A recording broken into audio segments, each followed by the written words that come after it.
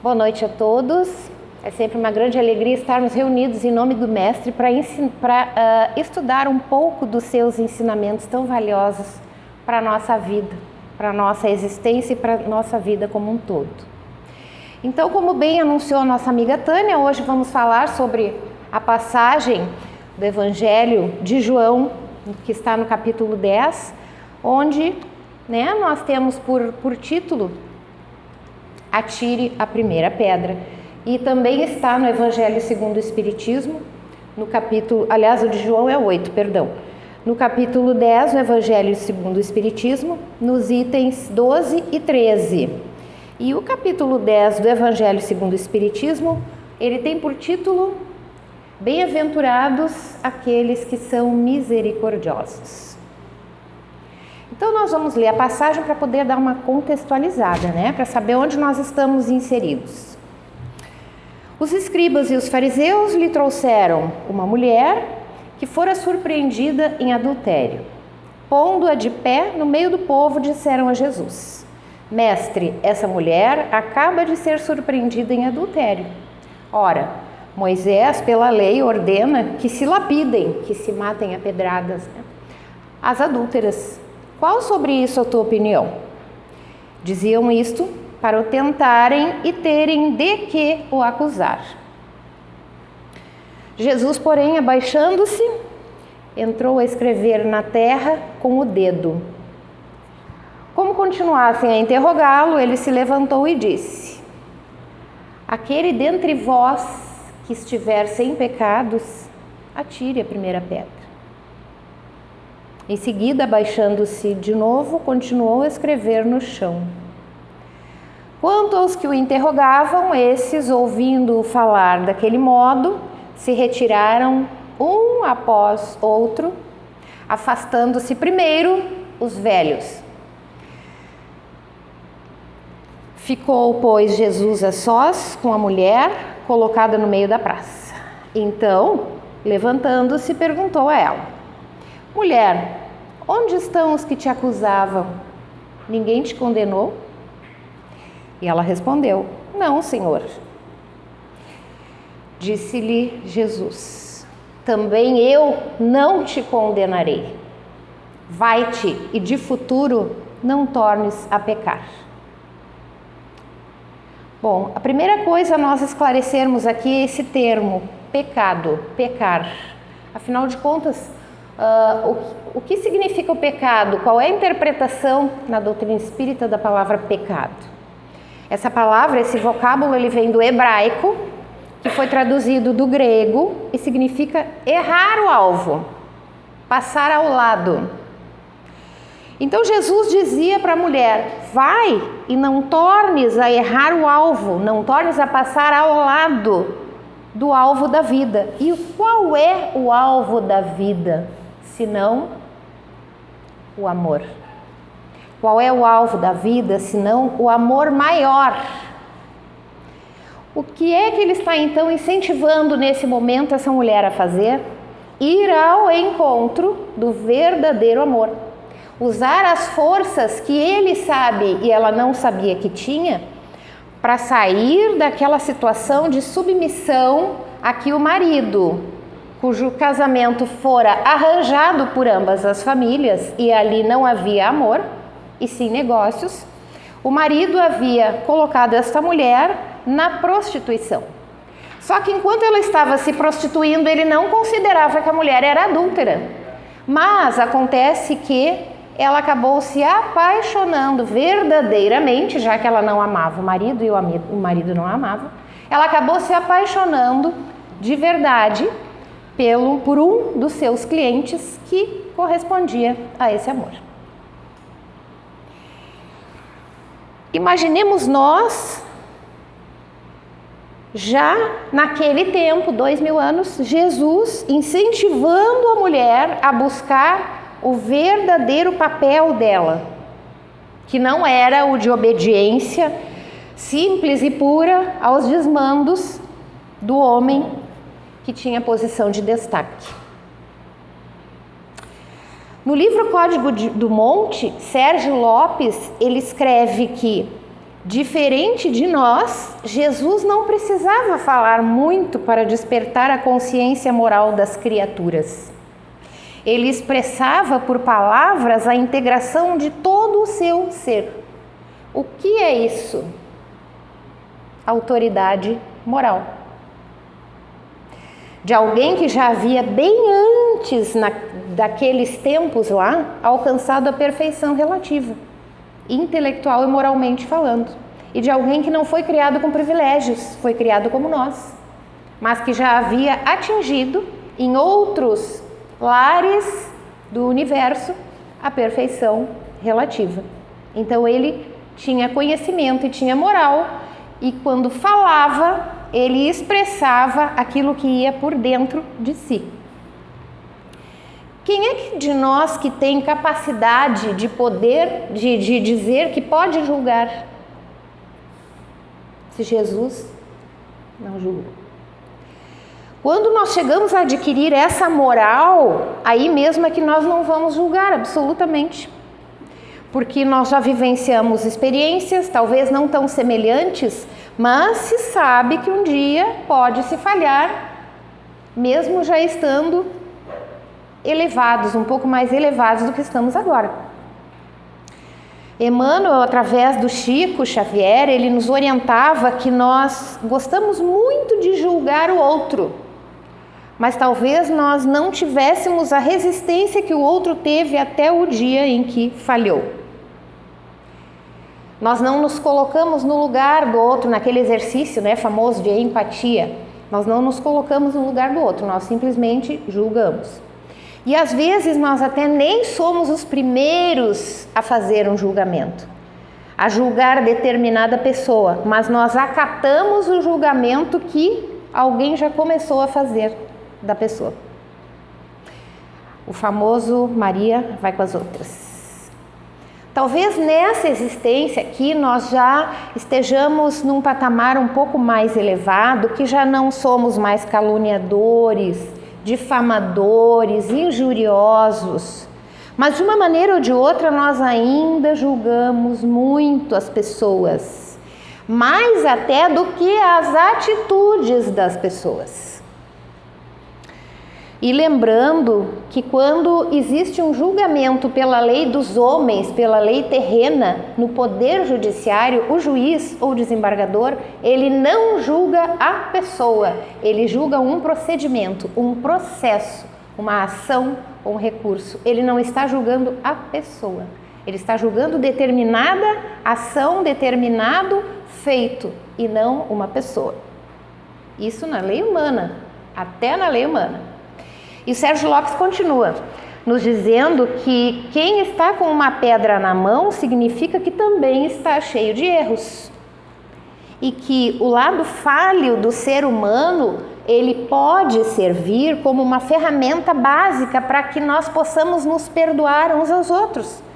Os outros erram, nós também erramos, então nós podemos, nesse contexto, nos compreender e nos perdoar mutuamente.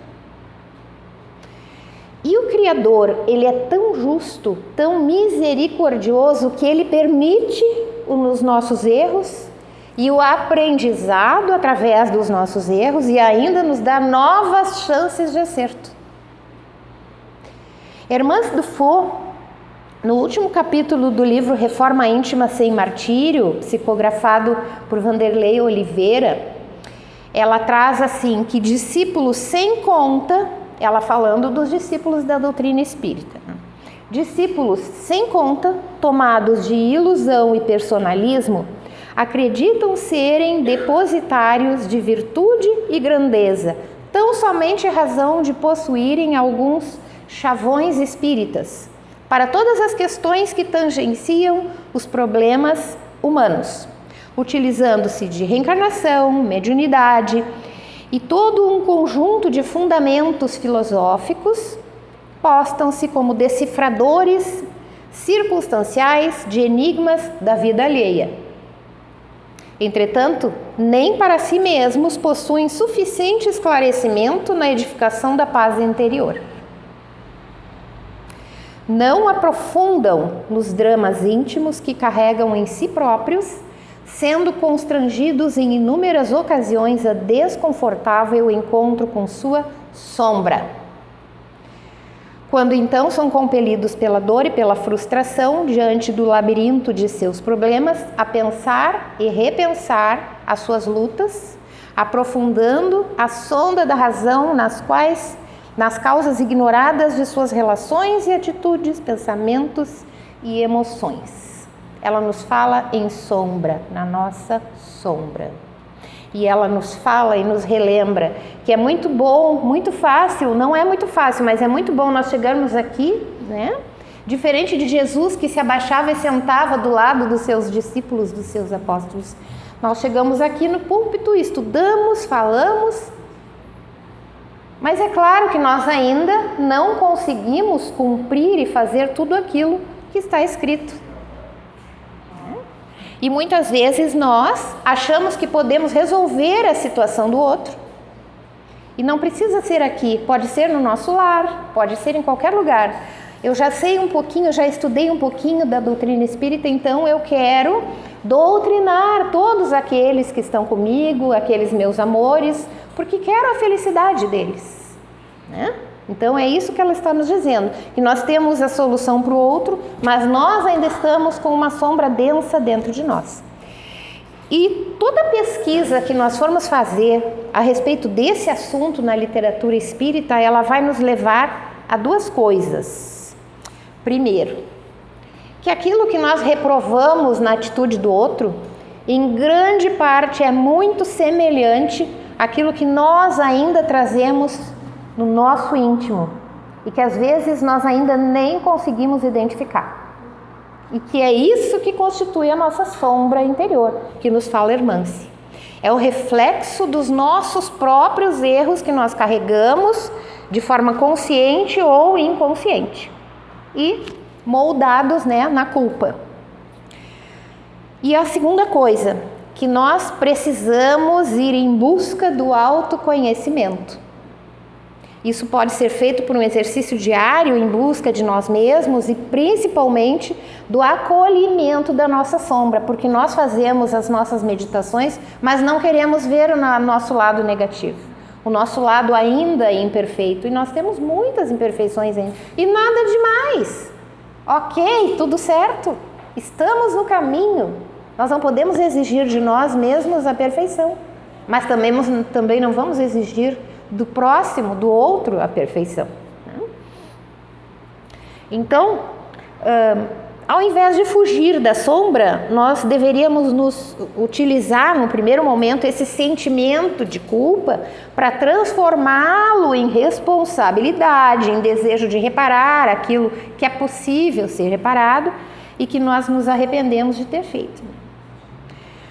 Joana de Ângeles, no livro Jesus e o Evangelho, à luz da psicologia profunda, que é psicografado pelo Divaldo Franco, ela nos fala que Jesus muitas vezes foi convidado a enfrentar esses tecelões da injúria e da desdita alheia, caracterizados pela hipocrisia sem disfarce, na qual ocultavam os seus sentimentos reais, sempre prontos para acusar, desferindo golpes impiedosos. Ela se refere aos escribas e aos fariseus da passagem que acabamos de ler, né? Eles lançam na mulher, né? Fazem daquela mulher digamos, a vítima das suas sombras, né? Se aproveitam de uma falha dela para poder ocultar as suas. Hábeis na arte de dissimular as desditas infelicidades interiores, especializavam-se em desvelar nos outros as torpezas morais que os infelicitavam e não tinham coragem de enfrentar. É sempre esse o mecanismo oculto que tipifica o acusador insistente, o justiçador dos outros, o vigia dos deslizes das demais pessoas. E é essa conduta que permanece ainda hoje na sociedade, não apenas entre grupos religiosos, é claro, mas no geral, em todos os segmentos da sociedade.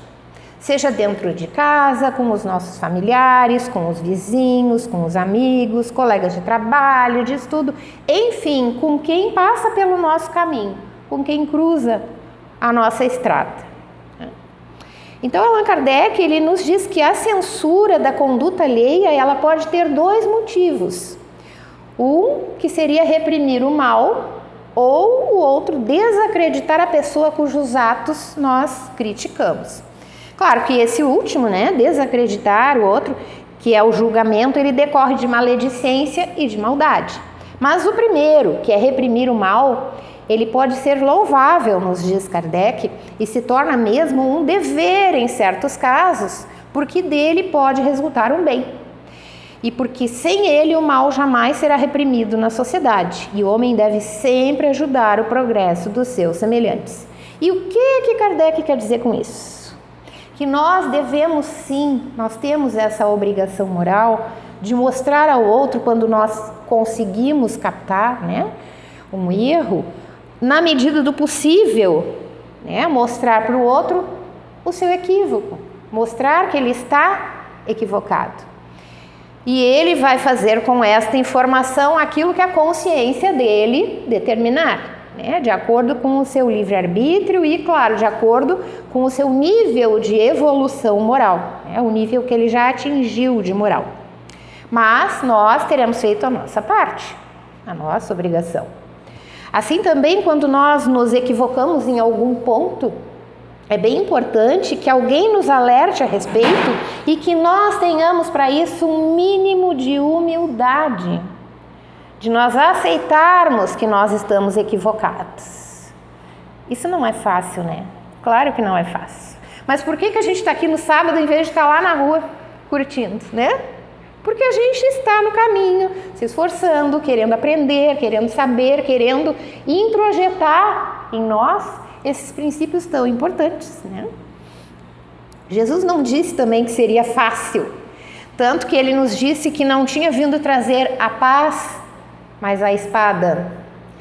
E a paz, para nós seres humanos, até esse estágio que nós estamos de evolução, muitas vezes nós ainda pensamos que é ociosidade, que é nós ficarmos lá sem problemas, deitadinhos na nossa redezinha, né? Que é ficar lá de boas. A gente acha que isso é paz e deixa lá escondidinho o que tem de sombra lá dentro. Não quero isso. Mas não, na verdade, o que é a paz? É eu trazer a minha sombra de dentro de mim, como disse o nosso amigo Silvio outro dia numa exposição, amar a minha sombra. Não quer dizer que eu estou amando os meus erros, mas acatar, aceitar que eu tenho sim dificuldades e que eu preciso me esforçar para superar essas dificuldades, para me melhorar. E às vezes eu vou precisar até de um terapeuta, de uma terapia espírita, de uma orientação espiritual, de um diálogo fraterno, de um psicólogo, de um psiquiatra, quem sabe? Porque às vezes a nossa sombra está muito densa e a gente precisa de ajuda sim, e a gente vai buscar essa ajuda sim, e vai obter, né? Mas nós precisamos tomar a iniciativa. Né? E o que Jesus quer dizer com a espada que ele veio trazer? Exatamente isso. Ele vem dividir. Ele vem fazer com que nós aprendamos a separar o joio do trigo, não ficar com aquela sombra, colocá-la para fora, transformá-la em luz, né? Limpar a nossa lâmpada. Chico Xavier, ele disse uma vez, é sempre fácil examinar as consciências alheias, identificar os erros do próximo, opinar em questões que não nos dizem respeito. Como é fácil, né? Nossa, é muito fácil. Indicar as fraquezas dos semelhantes, educar o filho do vizinho. Ah, é uma beleza educar o filho, mas esse cara não está educando essa criança direito? Não vai dar certo isso aí, mas e o meu? Como é que eu estou educando? Como é que eu eduquei? Reprovar as deficiências dos companheiros, corrigir os defeitos dos outros, aconselhar o caminho reto a quem passa, receitar paciência a quem sofre, e retificar as más qualidades de quem segue conosco. Mas, enquanto nós nos distraímos em tais incursões, à distância de nós mesmos, não passamos de aprendizes que fogem levianos à verdade e à lição. Claro, porque enquanto eu estou me ocupando com o problema do outro, não no sentido de resolver, mas de julgar, eu não estou julgando os meus, não estou me ocupando de mim. E quando eu era bem pequena, eu ouvia na minha família, muita gente dizia assim: macaquinho, tira a tua cola do caminho e deixa a do vizinho. Ou seja, olha para ti e deixa o outro.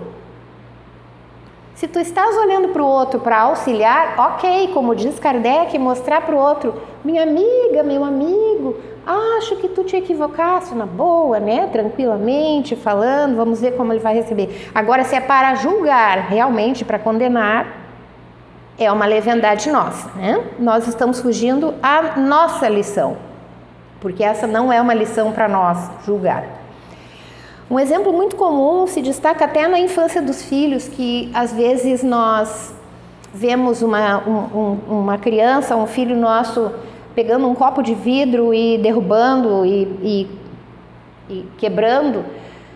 Muitas vezes os pais ficam mais preocupados com o prejuízo que tiveram com aquele copo quebrado do que se a criança não machucou, não cortou, né? Não cortou a mão, não se machucou e tal. E a primeira coisa: tu és mesmo um teimoso, um descuidado, um estabanado, um desastrado. Muitas vezes se ouve isso, né? No passado, então, se ouvia mais ainda. Então, raramente, o próprio pai ou a mãe trata de fazer o processo educativo do filho, analisando isoladamente cada atitude dele. Então, já é rotulado, é um desastrado. A primeira vez que ele deixa cair uma coisa que dá que quebra aquele copo, é rotulado, ele é adjetivado, ele é estigmatizado de desastrado, e ele vai levar aquilo muitas vezes para o resto da sua existência, né? E nós também muitas vezes nos auto-adjetivamos de desastrados, de estabanados, enfim, porque nós não sabemos analisar nem as nossas próprias atitudes. Não, mas eu não sou esse acidente, eu me descuidei hoje, agora, mas eu não sou assim, eu vou tomar mais cuidado uma próxima vez, enfim, né?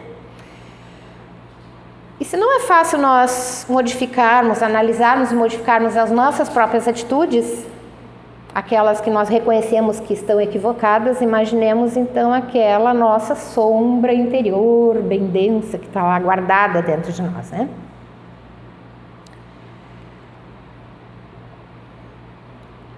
E na frase vai e não peques mais, o que quer dizer Jesus com essa frase? Ele quer dizer que ela viveu a experiência. Então agora ela vai precisar fixar o conteúdo moral desta frase e reconstruir o destino dela. Ou seja, ela está tendo uma nova oportunidade. Uma oportunidade de se desfazer daquele vínculo que ela estava ali de submissão, né? Erroneamente, porque o marido a colocava na prostituição. Então ela vai ter que utilizar a força que ela nem sabe que tem para sair daquela situação de submissão e, enfim, procurar a verdadeira felicidade, o verdadeiro amor, né? E não continuar naquela situação ali. Nós sabemos que naqueles tempos era bem complicado, bem difícil se desfazer de uma situação daquelas, né? Mas Jesus incentivava, mostrava à mulher a força que ela tinha, inclusive como mostrou a outras, como Maria de Magdala, por exemplo. E no livro Escutando Sentimentos, Hermance Dufaux, ela diz que tolerância, indulgência, perdão, compaixão, benevolência são algumas das expressões morais imprescindíveis no trato de uns para com os outros. Sem essas atitudes de amor, como nos suportaremos? E se nós formos dar uma olhada para o nosso quadro atual da sociedade, nós temos visto muita intolerância, muita falta de indulgência, e nós estamos vendo assim uma polarização em todos os assuntos, em todos os sentidos. Não, se fulano gosta do branco, eu gosto do azul. Se fulano gosta do amarelo, eu gosto do preto. Se fulano é gremista, eu sou colorado não porque eu sou colorado, porque eu sou antigremista. Ou sou gremista porque sou anticolorado. Eu sou tal partido, então o outro partido não pode existir. O fulano é de tal religião, mas a minha é outra, então ele não é meu irmão. Mas como assim? Eu não preciso nem ter religião para ser filho de Deus. Todos somos filhos de Deus. Se todos somos filhos de Deus, conclusão, todos somos irmãos. Independente. Ah, mas aquele político corrupto é meu irmão, aquele ladrão é meu irmão, aquele cara que é assaltante é meu irmão. É meu irmão, é nosso irmão. O inimigo é meu irmão? Mas por que ele é meu inimigo? Em alguma ocasião eu plantei essa inimizade. Por que eu estou merecendo essa inimizade? Por que eu estou merecendo essa dificuldade toda que está me acontecendo? Por que está acontecendo comigo? Porque em alguma ocasião eu semeei, agora eu estou colhendo. Mas então o que eu preciso fazer? O que eu preciso saber para me tornar um pouco mais tolerante, um pouco mais indulgente? Eu preciso saber de mim. E aí alguns vão dizer, né, tanto aqueles que aqui estão, como aqueles nossos amigos que estão que nos assistem virtualmente. Cada palestra que eu assisto sempre tem alguém que diz que eu tenho que olhar para dentro de mim e me conhecer. Mas eu vim aqui para estudar o Espiritismo e aí o cara quer que eu entre em mim e me conheça. É o que eu preciso. Nós precisamos sim nos conhecer. E lá na questão 919, os amigos podem olhar do Livro dos Espíritos, tem ali um tutorial, uma receita, bem legal. Santo Agostinho é trazido de Santo Agostinho aquilo que ele fazia no dia a dia dele, aquela análise diária que ele fazia. Porque é mais fácil a gente fazer isso diariamente, até porque isso se torna um costume e daqui a pouco, a cada momento que nós cometemos um deslize, já toca o alarme para nós. Nós vamos acostumando a nos analisar, a ver que não é só o outro que tem falhas, mas eu também tenho. E nesse âmbito aí de nos conhecermos e de conhecer aquilo que nós precisamos sim tratar, as nossas doenças morais nós precisamos tratar, é que nós vamos conseguir fazer a limpeza, conseguir conquistar a paz interior, a verdadeira paz, trabalhando em nós aquilo que incomoda dentro de nós, porque aquilo que está incomodando lá fora é o reflexo daquilo que está dentro de mim. Então sim, em tudo quanto é exposição espírita a gente vai ouvir, ou quase todas, que nós precisamos nos conhecer, precisamos aprender sobre nós, precisamos aprender quais são as nossas dificuldades, quais são as nossas necessidades. E não nos apavorarmos com aquela sombra densa, porque ela faz parte de nós, mas ela já vai ser transformada aos poucos em luz, assim que eu me permitir. E assim então eu não vou estar julgando o outro, porque eu vou aprender a olhar para dentro de mim mesmo. E Haroldo Dutra Dias, ele costuma falar que Jesus não ensinou só pelo que ele disse ou pelo que ele fez, mas também pelo que ele não fez, pelo que ele não disse, pelos caminhos que ele recusou e pelas ofertas que ele agradeceu. Então, meus amigos, parece-nos que nós temos uma tarefa bastante, não vou dizer árdua, porque senão desanima, mas uma tarefa bastante desafiadora na nossa frente. Não é de hoje que nós temos e não é para hoje a solução. Não é para hoje, mas é para hoje sim nós começarmos a nos avaliar, começarmos a ver o que é que está me incomodando no outro. Por que aquela atitude do outro me incomodou? Traz para dentro de ti. Por que eu estou achando tão ruim aquela atitude que o outro tomou? Seja um conhecido, um desconhecido, um amigo, um inimigo, um familiar, normalmente é dentro de casa que começa. Por que eu estou incomodada com a atitude dele? Então eu vou buscar, posso até, se eu sei que ele está equivocado, posso, auxiliar ali, mostrando, mas vou buscar dentro de mim, porque é que isso está incomodando. E não me frustrar com a sombra que eu vou ver dentro de mim, porque isso faz parte do nosso crescimento. E também faz parte do nosso crescimento nós evoluirmos no dia a dia, porque a natureza não dá saltos. No dia a dia nós irmos fazendo o nosso trabalho de aprimoramento, com muita calma, paciência, auto-perdão, porque se não me perdoar, eu não vou perdoar mais ninguém. E assim, me conhecendo, me amar do jeito que eu sou. E querendo cada vez ser melhor, para poder saber, aprender a amar o próximo e dessa forma, através do próximo, amar a Deus.